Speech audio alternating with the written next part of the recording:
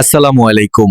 আপনার Gmail account কোন কোন ফোনে লগইন আছে সেটা কিভাবে আপনার মোবাইল থেকে দেখবেন, এবং অন্য কোনো অপরিচিত ডিভাইসে যদি আপনার জিমেল অ্যাকাউন্টটা লগইন থাকে তাহলে কিভাবে আপনার নিজের মোবাইল থেকেই সেগুলা লগ আউট করে দিবেন। এই বিষয়টা এই ভিডিওতে আমি আপনাদের দেখাবো, তাই ভিডিওটা একটু না টেনে শেষ অবধি দেখবেন। ভিডিও ভালো লাগলে লাইক দিয়ে চ্যানেলে সাবস্ক্রাইব করে পাশেই থাকবেন। তো চলুন শুরু করি আজকের ভিডিও।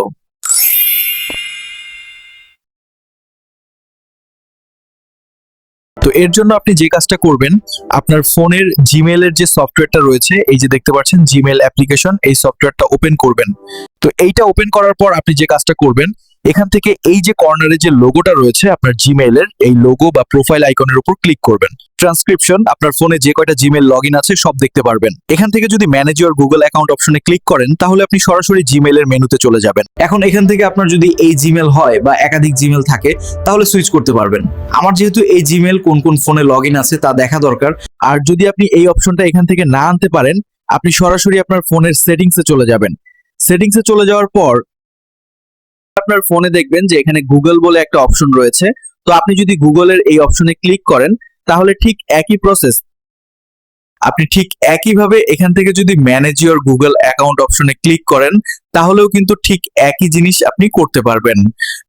ট্রান্সক্রিপশন, তারপর এখান থেকে যদি একটু সাইডে আসেন, এখান থেকে সাইডে আসলে আপনি এখানে সিকিউরিটি বলে একটা অপশন পাবেন। সিকিউরিটি অপশনে ক্লিক করলে আরেকটু যদি নিচের দিকে যান তাহলে এখানে দেখবেন যে ইওর ডিভাইসেস বলে একটা অপশন আছে, মানে এখানে কোন কোন ডিভাইস দিয়ে আপনার এই জিমেলটা লগইন করা আছে। তো ট্রান্সক্রিপশন, তো তারপরে আপনি যদি এখান থেকে ম্যানেজ ডিভাইসেস অপশনে ক্লিক করেন তাহলে একটা পুরো লিস্ট দেখতে পারবেন যদি আপনার একাধিক ডিভাইস লগইন থাকে, অথবা যে যে ফোনে আপনার এই জিমেল আইডিটা লগইন আছে সব কয়টা ডিভাইস এখানে দেখতে পারবেন। তো মনে করুন এখান থেকে এই যে ওপো ফোনটা, এই ফোনটা যদি আমি লগ আউট করে দিতে চাই তাহলে যে কাজটা করতে হবে, এর পাশে একটা 3 ডট মেনু দেখতে পারবেন। এই অপশনে ক্লিক করে এখান থেকে সাইন আউট অপশন রয়েছে, এই অপশনে ক্লিক করে আপনি যদি এখান থেকে সাইন আউটে ক্লিক করেন তাহলে এই যে আপনার জিমেল, এটা ওই ফোন থেকে অটোমেটিক লগ আউট হয়ে যাবে। যখনই ওই ফোনের ডাটা চালু করা হবে তখনই লগ আউট হয়ে যাবে। সো এইভাবে মূলত আসলে আপনার জিমেল আইডি অন্য ফোনে লগইন থাকলে আপনি দেখতে পারবেন। তাছাড়া অন্য ফোনে লগইন থাকলে আপনি সেগুলো লগ আউট করে দিতে পারবেন। তো আশা করি ভিডিওটা আপনাদের ভালো লেগেছে। ভিডিও ভালো লাগলে ভিডিওটিতে একটি লাইক দিবেন। এরকম ভিডিও পাওয়ার জন্য অবশ্যই আমাদের চ্যানেলটি সাবস্ক্রাইব করে পাশের বেল আইকন অন করে দিবেন। তো সকলেই ভালো থাকুন, সুস্থ থাকুন। ফিরছি নতুন কোনো ভিডিও নিয়ে।